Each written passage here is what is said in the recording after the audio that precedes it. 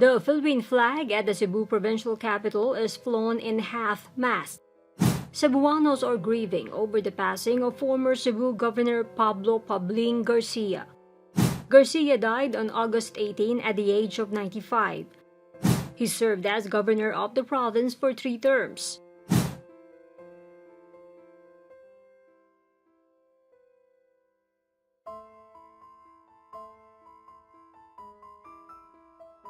Garcia ranked 3rd in the 1951 bar examinations and became a distinguished trial lawyer, law professor, and respected constitutionalist.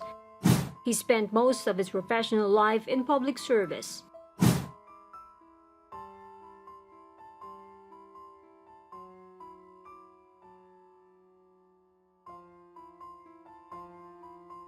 The late veteran politico is the father of Cebu 3rd District Representative Pablo John Garcia and Cebu Governor Gwen Garcia.